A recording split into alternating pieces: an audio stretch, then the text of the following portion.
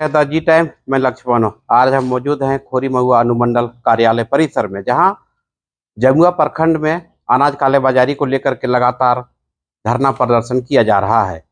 हालांकि जमुआ अंचल कार्यालय में ये कोई नई बात नहीं है जहां अनाज की कालाबाजारी ना हुई हो। 18 से 20 हजार क्विंटल अनाज बैकलॉग चल रहा है। इसका एक ही कारण है कि वो चावल कहाँ गया अभी तक स्पष्ट नहीं पता चल पाया है। लिहाजा विभिन्न राजनीतिक दलों के लोगों के द्वारा लगातार धरना प्रदर्शन किया गया है। अंत में आज एक बैनर है, ये गौतम सागर राणा है, झारखंड यूथ फोर्स के तहत खोरी महुआ एसडीएम को आवेदन दिए हैं। और आवेदन में ये कहा गया है कि अगर 28 तारीख तक जो अनाज बैकलॉग चल रहा है वो लाभुकों तक अगर नहीं मिलता है तो 29 तारीख से अनिश्चितकालीन धरना पर बैठने के लिए बाध्य होंगे। तो हम आइए बात करते हैं गौतम सागर राणा से। पहले आपको धन्यवाद। जमुआ में राशन के मामले में शुरू से ही कालाबाजारी चलती आ रही है और सबसे बड़ी दुर्भाग्य की बात यह है कि जमुआ में जो जांच टीम बनती है वो भी भ्रष्टाचार में भी भ्रष्टाचार पनप जाती है, वो भी पैसा लेके मैनेज कर लेती है। हम लोग सूचना अधिकार के तहत से लिए थे, उसमें 18,000 क्विंटल बैकलॉग बताया गया। जांच टीम आई थी तो 20,000 से एबव बैकलॉग बताया गया था, लेकिन जांच होने में साल भर होने का चला, लेकिन आज तक उस पर जो दोषी है पदाधिकारी उस पर कार्रवाई नहीं हुई। इसलिए हम लोग आज खोरी महुआ अनुमंडल पदाधिकारी को हम लोग लिखित दिए हैं। झारखंड यूथ फोर्स एक बैनर है जो जनता के लिए जनहित मुद्दों पर लड़ाई लड़ेगी और 28 तारीख तक हम लोग समय दिए कि 28 तारीख तक ये जो राशन बैकलॉग है, जिसने राशन बेचा है उस पर कार्रवाई करते हुए उस राशन को उससे उगाही करके प्रखंड मुख्यालय में जमा करके गरीबों के बीच वितरण किया जाए। और जनवरी माह बीत गया, आज भी देख लीजिए, जनवरी माह बीत जाने के बाद भी जनवरी माह का राशन किसी भी डीलर पीडीएस दुकानदारों के पास नहीं गया। फरवरी आ गई है, तो ये कालाबाजारी हमेशा चलते आ रही है जमुआ में। तो हम लोग सारे युवा साथी ने ठाना है कि अब हम लोग जो भी समस्या है उसके लिए हम लोग आंदोलन करेंगे। और हम लोग भरोसा किस पर करें? जिस राज्य का आईएएस भ्रष्टाचार में फंस जाए।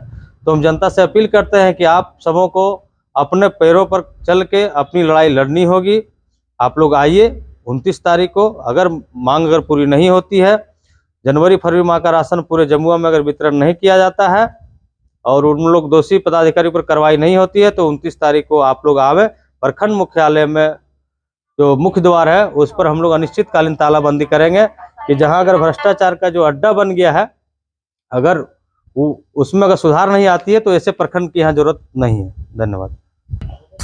आज जमुआ भ्रष्टाचार का सेफ जोन बन गया है। चाहे किसी भी क्षेत्र में जाए, क्षेत्र में चले जाएं, सब के सब क्षेत्र में भ्रष्टाचार ही भ्रष्टाचार है। और इसमें सबसे ज्यादा तो हम कहेंगे कि संगीन रूप से संलिप्त है पीडीएस दुकानदार को लेकर के, पीडीएस राशन को लेकर के, जो जबकि ये गरीबों के पेट से जुड़ा हुआ सवाल है। इस पर हर किन्हीं को इस सवाल पर हर किन्हीं को आगे आना चाहिए।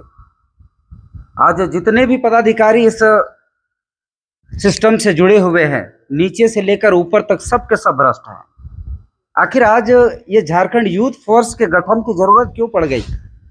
हम सभी अलग अलग दल से बिलोंग करते हैं। मैं भारतीय जनता पार्टी से हूँ, ये आपका आजसू से हैं, तो कोई जेएमएम से हैं, कोई कांग्रेस से हैं। लेकिन ये यूथ फोर्स की गठन की जरूरत इसलिए पड़ गई कि हम पार्टी में रहते, हमारे आला अधिकारी इस पर ध्यान ही नहीं दे रहे हैं, हमें उन पर भी शक हो रहा है। इसलिए आज हमारे साथ सैकड़ों युवा लोग जुड़े हुए हैं और अल्टीमेटम हम लोग दे दिए हैं एक आवेदन के माध्यम से सर को। उसके बाद 28 तारीख तक देखते हैं। 28 के बाद एक बड़ी जनसैलाब के साथ, क्योंकि इतनी त्रस्त हो गई है जनता ना कि अब और कोई रास्ता नहीं है। अंतिम रास्ता है तालाबंदी का कार्यक्रम।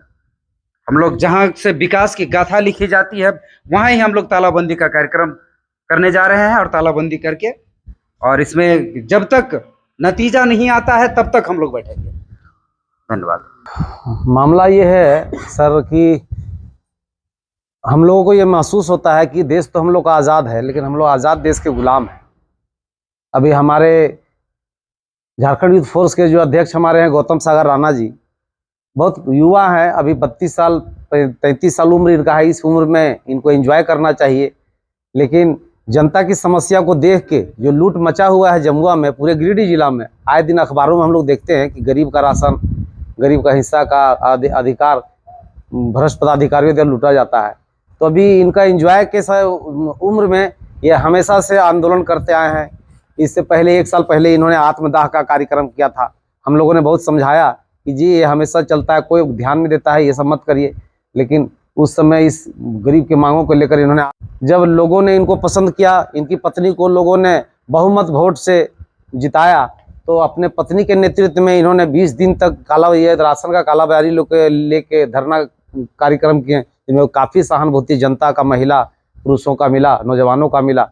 उसके बावजूद भी इतने ढीठ और इतने थेथर पदाधिकारी हैं, चाहे जिला के पदाधिकारी हो या मंडल के, कोई भी इस पर ध्यान नहीं देते हैं। तब अंत में सारी उम्मीद जब टूट गया, तो हमारे झारखंड यूथ फोर्स के अध्यक्ष माननीय श्री गौतम सागर राणा जी ने यह निर्णय किया हम लोगों के बीच में बैठकर कि भैया हम लोग अगर कोई ठोस निर्णय नहीं लेते हैं, ठोस कदम नहीं उठाते हैं, तो ये भ्रष्टाचार खत्म नहीं होगा।